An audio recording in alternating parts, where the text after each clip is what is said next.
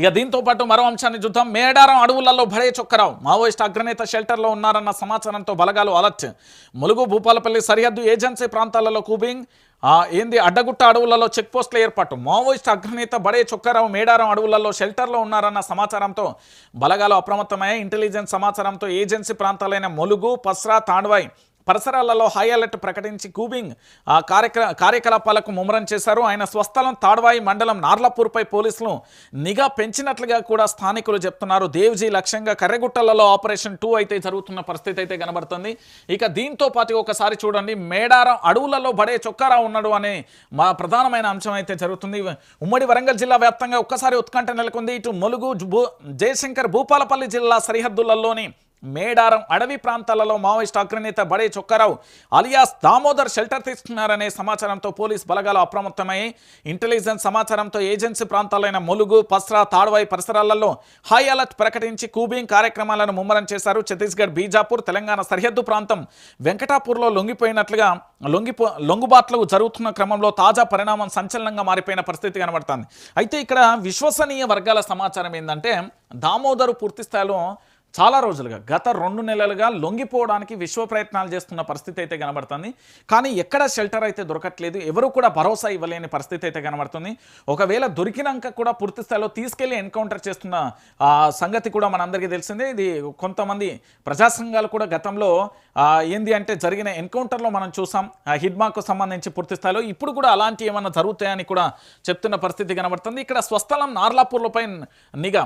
ముత్తార మండలంలోని సర్వాయిపేట అడవుల నుంచి ఇతర ప్రాంతాల వరకు కూడా బలగాల చర్యలు కొనసాగుతున్నాయి. రాష్ట్ర ఉన్నత నిఘా విభాగం అంటే ఎస్ఐబి అంటే గ్రే హౌస్ దళాలు రంగంలోకి దిగాయి. ప్రత్యేక బలగాలతో కలిసి అటవీ ప్రాంతాలలో లోయలను జల్లడపడుతున్నట్టుగా తెలుస్తుంది.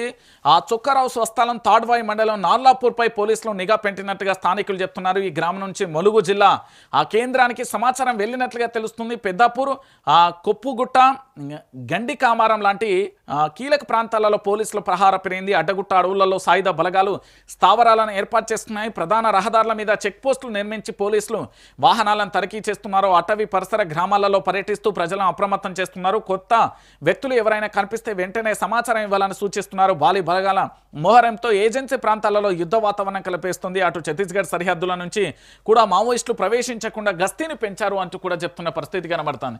మీరెవరైతే చెప్తున్నారో ఈ నేతకు సంబంధించి బడే చొక్కారావు అలియాస్ దామోదర్ పూర్తి స్థాయిలో కూడా ఈయన లొంగిపోవడానికి సిద్ధంగా ఉన్నాడు. లొంగిపోవడానికి అనేక రకాలుగా విష ప్రయత్నాలు జరుగుతున్నాయి. కానీ ఎక్కడ కూడా ఎవరు కూడా కాన్ఫిడెన్స్ ఇవ్వడంతో ఉమ్మడి వరంగల్ జిల్లా సరిహద్దు ప్రాంతాలలో ఉన్నట్టుగా తెలుస్తుంది. దాంట్లో భాగంగానే పూర్తి స్థాయిలో కూడా పోలీసులు జల్లడపడుతున్నారు. ఇటు దేవ్జీ లక్ష్యంగా కరెగుట్టలలో ఆపరేషన్ 2 పక్కా సమాచారంతో బలగాల కూబింగ్.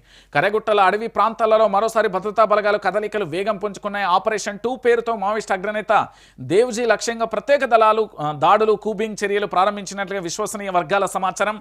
నక్సల్స్ ఏర్వేతపై ఇంకా 40 రోజుల గడువు మాత్రమే మిగిలి ఉండడంతో పక్కా ఇంటెలిజెన్స్ ఆధారంగా ఆపరేషన్ 2 ప్రారంభించినట్టుగా తెలుస్తుంది. గత ఏడాది జరిగిన ఆపరేషన్లో 31 మంది మావోయిస్టులు మృతి చెందిన విషయం తెలిసిందే. అయితే ఈసారి అంతకుమించి ఉండే అవకాశం ఉన్నట్టుగా సమాచారం. ఈ క్రమంలోనే అటవీ మార్గాలు, కొండ చర్యలు, గుట్టలు, పరిసర ప్రాంతాలలో తనిఖీలు కొనసాగుతున్నాయి.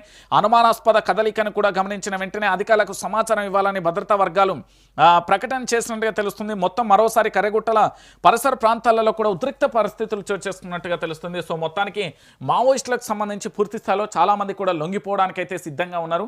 లొంగిపోవడానికి అన్ని రకాలుగా ఏర్పాట్లు అయితే చేసుకుంటున్న పరిస్థితి అయితే కనబడుతుంది. కానీ ఎక్కడ కాన్ఫిడెన్స్ లేకపోవడంతో, ఎందుకంటే ఒకవేళ అరెస్ట్ అయినా కూడా పూర్తి స్థాయిలో వాళ్ళని ఎన్కౌంటర్ చేస్తారనే భయంతో, అభద్రతా భావంతో కొంతమంది ఉంటే ఒక మంత్రి గారు కావాలని పూర్తి స్థాయిలో వీళ్ళని ఎన్కౌంటర్ చేసేందుకు పక్కా వ్యూహాలతోని ఒక రకమైన చర్చ అయితే నడుస్తుంది. అది ఎంతవరకు నిజమో అనేది తెలియని పరిస్థితి అయితే కనబడుతుంది. ఇంకా 40 రోజుల గడువే ఉంది. ఎందుకంటే మార్చిలో ఆపరేషన్ 2 పూర్తి స్థాయిలో ఖతం చేస్తా అని చెప్పిన పరిస్థితి అయితే కనబడుతుంది. సో ఇలాంటి పరిస్థితులలో ఇక్కడ జరుగుతున్న పరిణామాలను చూస్తే మాత్రం ఖచ్చితంగా కూడా, ఎందుకంటే మావోయిస్టులకు సంబంధించి ఉనికి పూర్తి స్థాయిలో రోజు రోజుకి వాళ్ళ బలం అనేది తగ్గిపోయిన పరిస్థితి అయితే కనబడుతుంది. ఇక భవిష్యత్తులో మావోయిస్ట్ అనేది చరిత్రలలో, పేపర్లు, పుస్తకాలకు మాత్రమే పరిమితమయ్యే పరిస్థితి ఉంటుంది.